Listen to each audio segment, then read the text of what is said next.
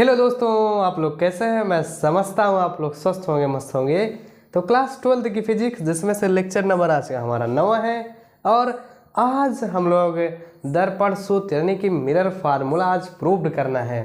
1/f बराबर 1/v plus 1/u जो होता है उसको आज प्रूव्ड करना है। बहुत इंपॉर्टेंट टॉपिक होती है क्लास 12th के लिए, एग्ज़ाम में आता है। भैया सुंदर सा नोट्स बना लेना इसका प्यारा सा, क्योंकि एग्ज़ाम में आएगा और यहाँ से बहुत सारे न्यूमेरिकल्स भी लगेंगे। तो सही से बनाना, मारूंगा बहुत। ठीक, चलो बिना किसी रुकावट के हम चलते हैं आगे। ध्यान से देखिए, हमें दर्पण सूत्र सिद्ध करना है, मिरर फार्मूला। आज यहाँ पर हेडिंग डालिएगा आप लोग, दर्पण सूत्र यानी कि मिरर फार्मूला। मिरर फार्मूला क्या होता है समझते हैं हम लोग ध्यान से। तो मिरर फार्मूला के लिए हमें क्या करना होता है कि कोई भी दर्पण यानी कि अवतल या उत्तल दोनों में से कोई एक दर्पण ले सकते हो। तो हम लोग उत्तल दर्पण का यूज करेंगे यहाँ पे। तो हमारे पास ये दर्पण है, मान लीजिए P इसका ध्रुव है। और ध्यान से देखिए, यहाँ पर हम एक वस्तु ले रहे हैं, वस्तु का नाम है हमारी AB। और इसके B पॉइंट, सॉरी गलती से बन गया, इसके B पॉइंट से हम एक क्या बोलते हैं, यहाँ पर वक्ता केंद्र होता है, आपको पता है। हम इसके B पॉइंट से ध्रुव की ओर एक किरण आपतित करते हैं डायरेक्टली। तो जब आपको दर्पण में चिन्ह परिपाटी के पहले रचना के नियम बताया गया था, वहाँ बताया गया था कि जो ध्रुव की ओर जाती है परावर्तन के पश्चात उतना ही कोण बनाती हुई वापस चली जाती है। ऐसा आपको पढ़ाया था मैं, ठीक। तो और जो वक्रता केंद्र की तरफ से होके जाती है वो उसी मार्ग में वापस लौट जाती है। तो दोनों किरणें आपस में आके यहीं पर काटती हैं। तो ये क्या बनता है, एक त्रिभुज बनता है इस तरह से, ठीक है। तो ये दोनों किरणें जब आपस में काटेंगी तो यहाँ पर ये पृथ्वी बनेगी कैसी, A डैश B डैश। तो यहाँ पर ये पृथ्वी बनती है A डैश B डैश, ठीक है। तो बस सुंदर सा ही डायग्राम था मेरा, और इसी में कोई भी चीज़ नहीं है कि जो आपको ना समझ में आएगी। चलिए समझते हैं। तो अब जो है प्यार से एक एक पॉइंट को देखो ध्यान से कि एक त्रिभुज ये, एक त्रिभुज ये, दो त्रिभुज आपको दिखाई दे रहा है, 1 2, मतलब कि ये त्रिभुज और ये वाला त्रिभुज, देखो ध्यान से दिखाई दे रहा है दोनों त्रिभुज। जी सर। अब इसी त्रिभुज को हम लोग कैलकुलेट करेंगे आगे गणितीय मेथड से। तो ध्यान से देखिए, तो हम लोग त्रिभुज कौन सा, ABC, वह त्रिभुज कौन सा, A dash B dash C, यही दो त्रिभुज हम लोग लेंगे। ध्यान से देखो बाबू, A dash B dash C में ध्यान से देखो मेरे भाई, मैं क्या कर रहा हूँ, मैं ये त्रिभुज ही तो ले रहा हूँ। इसमें क्या नहीं समझ में आ रहा भाई। चलो आगे। अब आपको पता होना चाहिए, थोड़ा सा गणित हाई स्कूल में पढ़े होंगे या पढ़ लिए होंगे कि ये कोण और ये वाला कोण दोनों क्या है, लंबवत है यानी कि 90 अंश है। तो यहाँ से लिख सकते हो कि थोड़ा सा गला खराब है इसके लिए सॉरी। यहाँ पर इस त्रिभुज में ये कोण और इस त्रिभुज में ये कोण, देखिए कोण A बराबर क्या है, कोण A डैश के। क्यों? क्योंकि दोनों लंबवत हैं, इस वजह से दोनों कोण बराबर है, ठीक है। और फिर इसी त्रिभुज दोनों में देखिए, ये वाला कोण C और ये वाला कोण C दोनों आपस में बराबर है। क्यों? शीर्षाभिमुख के कारण। तो यहाँ से कोण C बराबर हो जाएगा कोण C, क्यों, शीर्षाभिमुख के कारण, ठीक। फिर अब आपको थोड़ा सा दिमाग लगाना पड़ेगा कि जब दो कोण आपस में बराबर होते हैं तो त्रिभुज कैसा होता है, समरूप होता है। पता है आपको? जी सर।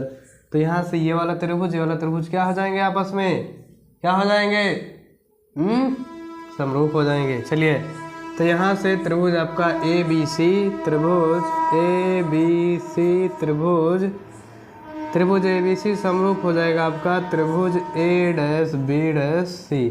ये त्रिभुज जब आपका समरूप हो जाएगा तो आपको जब पता है कि जब दो त्रिभुज समरूप होते हैं तो उनकी भुजाएं अनुपातिक होती हैं। तो इस वजह से ये वाला त्रिभुज और ये वाला त्रिभुज दोनों क्या हैं, समरूप हैं। तो AB upon A dash B dash, ये दोनों भुजा क्या हो जाएगी, समरूप हो जाएगी। थोड़ा सा गणित पढ़ा करो।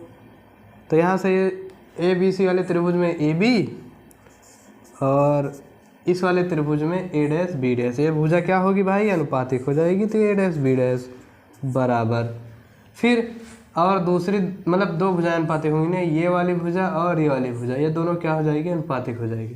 तो यहाँ से ए सी अपान ए डैश सी, ये भी क्या हो जाएगी अनुपातिक, तो ए सी अपान ए डैश सी, इसे बोल दो समीकरण नंबर 1। अब आगे की बात करो। चलो अब ध्यान से देखो, इस त्रिभुज की कहानी खत्म। अब दूसरे त्रिभुज को लिया जाएगा। सर कई त्रिभुज लेंगे? हाँ मेरे भाई कई त्रिभुज लिया जाएगा, कई नहीं बस 2 और बस। ये बड़ा वाला त्रिभुज, ये वाला, ये ढिचक्याऊँ ढिचक्याऊँ ढिचक्याऊँ ढिचक्याऊँ ढिचक्याऊँ ढिचक्याऊँ ढिचक्याऊँ ढिचक्याऊँ, और ये वाला त्रिभुज ढिचक्याऊँ ढिचक्याऊँ ढिचक्याऊँ ढिचक्याऊँ। हाँ सही है। चलिए तो यहाँ पर अब ध्यान से देखिए सर, इसमें तो ये वाला कोण ए और ये वाला कोण ए सर, मतलब कि ये बड़ा वाला त्रिभुज और ये वाला त्रिभुज, हमें यही 2 त्रिभुज देखना है। तो इसमें ये वाला कोण और ये वाला कोण, ये दोनों लंबवत हैं। और फिर सर 2 कोण बराबर होने चाहिए ना। तो कोण अगर देखो भाई, ये वाला त्रिभुज बड़ा वाला त्रिभुज है तो इसमें ये 90 अंश हो गया, और ये वाला त्रिभुज हो गया तो इसमें भी ये 90 अंश। तो कोण ए डैश के बराबर हो गया। कौन से? इस वाले बड़े वाले त्रिभुज के लिए। तो सर अगर आप लिखना चाहें यहाँ पे तो क्या लिखेंगे? ए त्रिभुज ए बी पी व त्रिभुज, मतलब ये बड़ा वाला त्रिभुज ए बी पी बड़ा वाला, फिर ए डैश बी डैश पी छोटा वाला, तो त्रिभुज ए डैश बी डैश पी। तो सर इसमें आपने ये बोला कि ये वाला हमने देखा कि ये कोण ए और ये कोण ए डैश जिस दोनों के लिए लंबवत हैं, तो इस वजह से दोनों बराबर हैं। मैंने भी कहा हाँ मेरे भाई आप सही पहचाने हो। तो कोण ए बराबर है कोण ए डैश के। ये दोनों सर 90 अंश के हैं, नहीं कि लंबवत हैं, दोनों बराबर हैं, ठीक है। लेकिन सर 2 कोण बराबर होते हैं तब समरूप होता है ना, यही तो कहेंगे। तब तो सर यहाँ पर एक ही तो बराबर किए, दूसरा कहाँ बराबर है? आप गलत बता रहे हैं क्या? तो मैं कहूँगा अरे नालायक, ध्यान से देखो कि जो रेखा जितने कोण को बनाती जाती है जितने से उतने से ही जाती है, तो वहाँ पे जो परावर्तन कोण और जो यानी कि आपतन कोण और जो परावर्तन कोण होता है दोनों बराबर होते हैं। परावर्तन में पढ़ाया था आपको। अच्छा सर, ये यहाँ कोण आई होगा और यहाँ ये कोण आर होगा, तो कोण आई बराबर होता है कोण आर, परावर्तन मैंने पढ़ा था, इस वजह से दोनों बराबर होंगे। तो मैं बोलूँगा हाँ। अब दिमाग की बत्ती खुली ना, मारूंगा तभी तुम पढ़ोगे। चल पढ़ो। एक कोण आई बराबर क्या होएगा? कोण आर। बेवकूफ़ कहेगा। तो यहाँ से हो जाएगा ये कोण आई बराबर कोण आर, क्यों? परावर्तन के नियम से, ठीक है। तो अब 2 कोण बराबर हुआ? हाँ सर, अब 2 कोण बराबर हो गया। अब त्रिभुज समरूप हो जाएगा? हाँ सर हो जाएगा। चलो समरूप करके लिखो। तो यहाँ सर अब हो जाएगा त्रिभुज ए बी पी समरूप हो जाएगा ए डैश बी डैश पी के, ए डैश बी डैश पी, ठीक। अब जब 2 त्रिभुज समरूप हो जाएंगे तो भुजाएं समानुपातिक हो जाएंगी। तो कौन कौन सी होगी? ये वाली A B upon A dash B dash, तो यहाँ से हो जाएगी A B upon A dash B dash बराबर, अब सर इसमें ये बड़ी वाली भुजा लो ना ये ए पी से, तो A P upon A dash P, तो यहाँ से A P upon A dash P, ये क्या होगा? समीकरण नंबर 2 प्राप्त होगा हमें, ठीक। कौन सा? समीकरण नंबर 2 प्राप्त होगा। छोटा ही बनाऊँ तो इस वजह से समीकरण 1 देखो और समीकरण 2 देखो, ध्यान से देखो। यहाँ पर समीकरण 1 का बायां पक्ष और समीकरण 2 का बायां पक्ष देखो। तो यहाँ पर लिख दे रहा हूँ समीकरण 1 व 2 से। ध्यान से देखो बाबू, ध्यान से। इसका बायां पक्ष देखो, इसका बायां पक्ष देखो, देखो। हाँ sir, A B upon A dash B dash, A B upon A dash B dash दोनों क्या है सर? सेम सेम है, तो इसलिए दायां पक्ष भी बराबर हो जाएगा सर। हाँ, तो यहाँ से हो जाएगा आपका ए सी अपान ए डैश सी, ये बराबर होगा A P upon A dash P. इसे आप समीकरण नंबर 3 भी दे सकते हो, ठीक। देना हो तो दो, मत दो, रहने दो। चलो अब हम कुछ दूरियों का मान लिख लेते हैं यहाँ पर। जैसे चित्र देख के बताओ, हम आपको बताए थे पिछली क्लास में कि जो ध्रुव से प्रतिबिंब के बीच की दूरी होती है उसे प्रतिबिंब की दूरी कहते हैं और उसको v से दिखाते हैं, बताया गया था। पीछे का पन्ना पलट के देखो, देखा? सर नहीं देखे हैं। हाँ क्यों देखोगे ना, पढ़ना हमें है, तुम्हें पढ़ना नहीं है। चुपचाप कॉपी पलट के देखो। प्रतिबिंब की दूरी को v कहा जाता है और यहाँ पर जो होगी p से एक डैश के बीच की दूरी को pa डैश के बीच की दूरी को प्रतिबिंब की दूरी यानी कि -v लेंगे। समझ में आ रही बात? जी सर थोड़ा थोड़ा आ रही है। माइनस क्यों लिया पता है? क्योंकि दूरी जो है ध्रुव से इधर की ओर ले रहे हैं, इस वजह से यहाँ माइनस लिया गया है। बेवकूफ़ कहीं का, सारी बातों को देखेगा नहीं, लेक्चर लेने चल देगा। सारी बातों को पहले ध्यान से देखा करो। पिछले वाली क्लास में आपको क्या बताया गया था? माइनस हमने क्यों लिया, वी हम इसे क्यों कह रहे हैं, क्यों कह रहे हैं? जब हम दर्पण बनाए थे तो ध्रुव से और प्रतिबिंब के बीच की दूरी को प्रतिबिंब की दूरी बताए थे और उसको v से दिखाते हैं। लेकिन चिन्ह परिपाटी भी बताया गया था कि जब आप ध्रुव से विपरीत और दिशा मापोगे तो सारी दूरियां माइनस होगी। ठीक, मतलब कि बाईं ओर माप रहे हो ध्रुव से, तो यहाँ इसलिए माइनस हुआ है और v इसलिए लिखा गया है क्योंकि प्रतिबिंब की दूरी है। देख लिया करो, पीछे पढ़ के आया करो, नहीं तो वहाँ वही फ़ोन पटक के मारूंगा, बता दे रहा हूँ। फिर आगे देखो, अब यहाँ से P से C के बीच की दूरी को क्या बोलते हो? वक्रता त्रिज्या यानी कि R। तो यहाँ से P से C के बीच की दूरी क्या हो जाएगी? क्या हो जाएगी? R। लेकिन कैसी? -R। ठीक, P से A के बीच की दूरी को क्या बोलोगे? सर ये वस्तु है, वस्तु की दूरी -u। कुछ बातें पल्ले पड़ रही हैं कि बस खाली आए हो, लेक्चर ले रहे हो और साइंस साइंस सा उड़ रहा है। इसके पहले फोकस दूरी वक्रता त्रिज्या में आपको संबंध सिद्ध कराए थे, F = R/2 हुआ था ना? हाँ सर, सब हवा में सब उड़ रहा है, हवा में उड़ रहा है। अरे अभी आऊँगा, अभी मारूंगा तुमको। देखो R बराबर हम आपको क्या सिद्ध कराए थे? F बराबर क्या सिद्ध कराए थे? R/2। हाँ सर, तो R बराबर यहाँ से हो जाएगा 2F। बस केवल हवा में पढ़ाई हो रही है। R बराबर क्या होगा? 2F होगा। हो गई बात? अब ध्यान में आ रही चीज़ें? जब चीज़ों को रिलेट करोगे बाबू तभी समझ में आएगी, और ये बहुत आसान टॉपिक होती है। चलो देखो ध्यान से। अब यहाँ पर दूरियों को हमें देखना है। जो AC दूरी है आपकी, ये यहाँ से यहाँ तक की दूरी, AC दूरी को आपको पता करनी है क्या होगी। तो हम नहीं जानते AC दूरी क्या है, लेकिन हमें निकालना है। तो कैसे निकालेंगे? हम करेंगे कि इतनी ये बड़ी वाली लंबी वाली दूरी है ना PA में से अगर हम इतना निकाल दें तो हमारे पास इतना ही बचेगा। अगर हम इतने में से इतना निकाल दें, इतना ही तो बचेगा। वही तो AC है, AC हमें चाहिए ये इतनी दूरी, तो हम इतने में से इतने निकाल दें, इतना ही बच गया, तो वही AC है। तो लिख दो कि PA - PC ये AC के बराबर हो जाएगी। ठीक, बटा A' कहाँ है? A' ये दूरी है। अब इसको कैसे निकालेंगे? तो उसको भी ऐसे करेंगे कि यहाँ से यहाँ तक की दूरी पूरी PC है, तो PC में से PA' निकाल दो, मतलब इसमें में से इतना निकाल दो, इतना ही तो बचेगा A', तो वही लिख दो यहाँ पे। तो हो जाएगा आपका PC - PA' बराबर ये वाली दूरी। AP कहाँ पर है? A और P। AP का तो मान दिया ही होगा, AP या PA - U।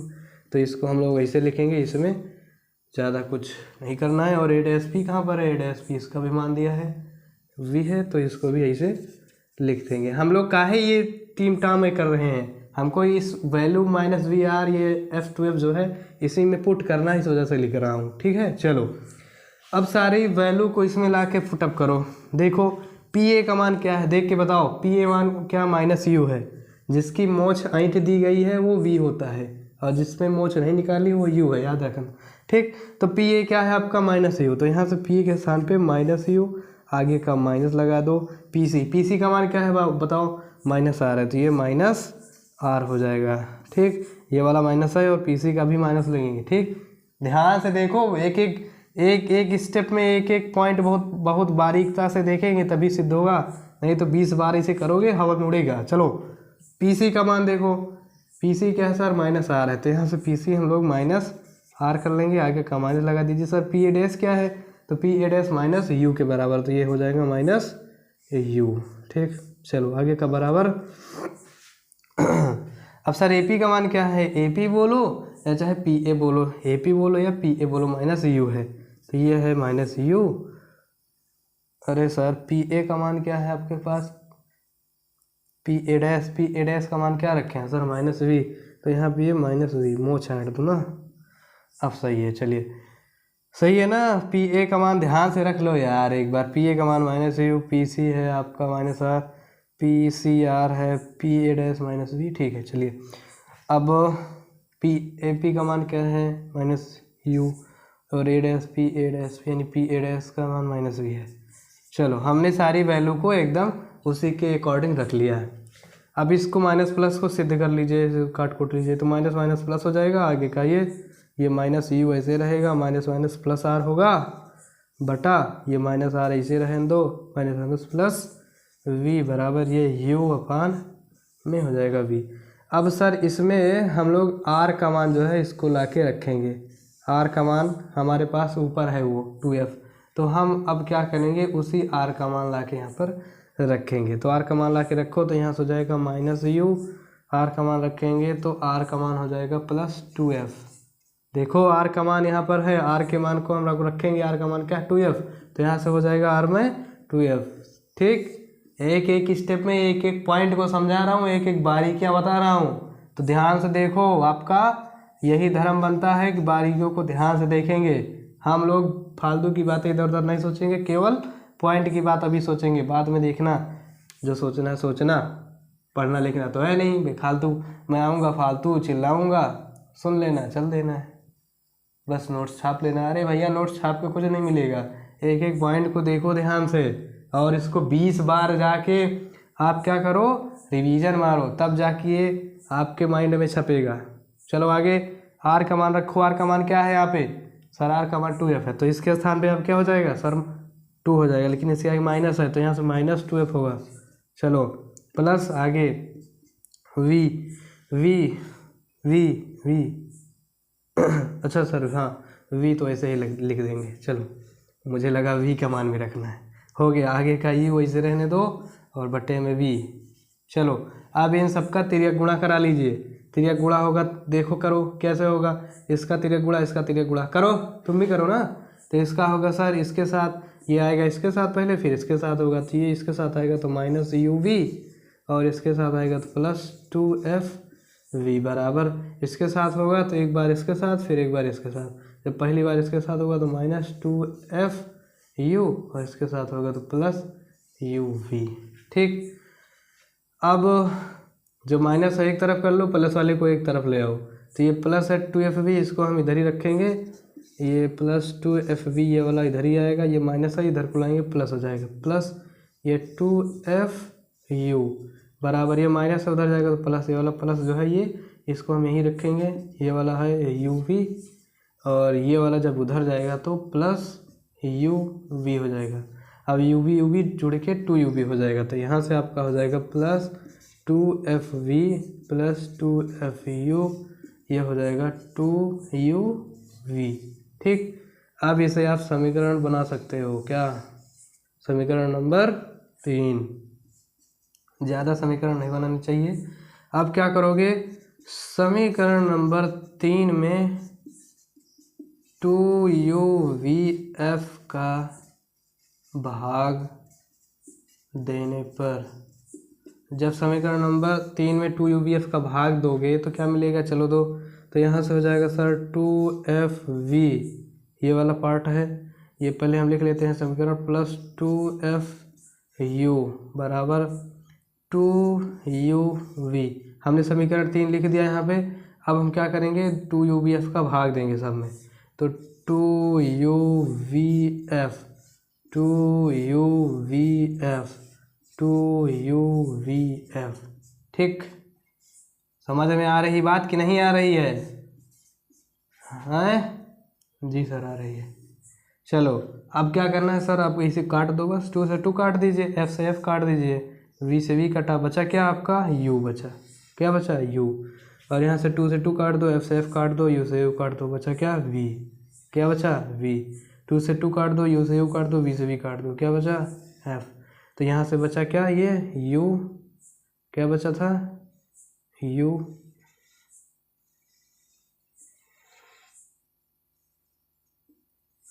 क्या बचा u, और यहाँ v, यहाँ f।